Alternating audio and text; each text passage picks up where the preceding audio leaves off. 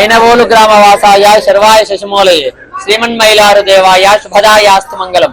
ప్రముఖ శైవక్షేత్రమైనటువంటి ఐనవోలు మల్లికార్జున స్వామి వారి జాతరా బ్రహ్మోత్సవాలు సంక్రాంతి నుండి ఉగాది వరకు జాతరా బ్రహ్మోత్సవాలు జరుగుతాయి. సంక్రాంతికి జాతరా ఉత్సవాలు, శివరాత్రికి పాంచానిక దీక్షతో బ్రహ్మోత్సవాలు జరుగుతాయి. ఉగాదితో ఇట్టి జాతర ముగుస్తుంది. ఇక్కడ స్వామివారిని ఖండేలు రాయుడు అంటారు, మల్లికార్జునుడు అంటారు, మైలారు దేవుడు అంటారు. మణిమల్లాసురుడు అనే ఇద్దరు రాక్షసులను సంహరించడానికి శివుడు ఈ అవతారంలో ఉన్నారని, వారిని సంహరించిన తర్వాత స్వామివారిని అలానే ప్రతిష్ఠ చేసినట్టుగా మనకు చారిత్రక ఆధారాలు తెలుస్తుంది.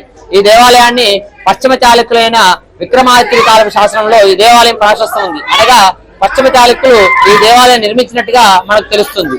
ఈ దేవాలయాన్ని అష్టోత్తర శతస్తంభ దేవాలయం అంటారు. 108 స్తంభాలతో దేవాలయం నిర్మాణం చేశారు. ఈ రాక్షసులను సంక్రమణ రోజు అనగా సంక్రాంతి రోజున సంహరించాడు కాబట్టి ఇది ఉత్సవంగా అనగా జాతరగా జరుపుకోవడం ఇక్కడ ఆనవాయితీగా వస్తుంది. ఇక్కడ శ్రీ మల్లికార్జున స్వామి వారు అర్ధప్రధాన మట్టంతో శివలింగాకారంతో ఉంటారు. ఉదయం 6 గంటల నుండి 11 లోపు మాత్రమే ఇక్కడ అభిషేకాలు చేయడానికి అవకాశం ఉంది. ఉగాదితో ఇక్కడ జాతరా ఉత్సవాలు ముగుస్తాయి.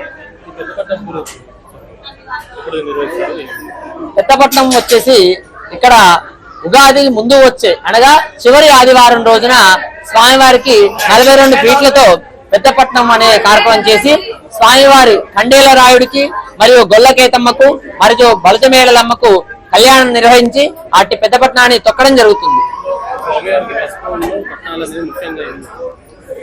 అయితే ఇక్కడ స్వామివారు ఆ రాక్షసును సంహరించినప్పుడు నిండుగా పసుపు ధరించి వారిని సంహరించాడు కాబట్టి ఇక్కడ పసుపును విభూతో సమానంగా కొలుస్తారు. ఇక్కడ స్వామివారి నుంచి వారు పసుపునే ఆశిస్తారు. భక్తులు కూడా ఈ పసుపును వారి పంట పొలాల్లో చల్లుకోవడం జరుగుతుంది.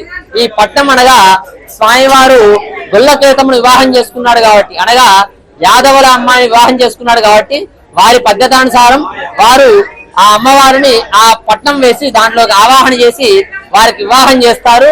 అట్టి పట్నానికి బోనం అనగా బెల్లవన్నంతో స్వామివారి నైవేద్యం సమర్పిస్తారు.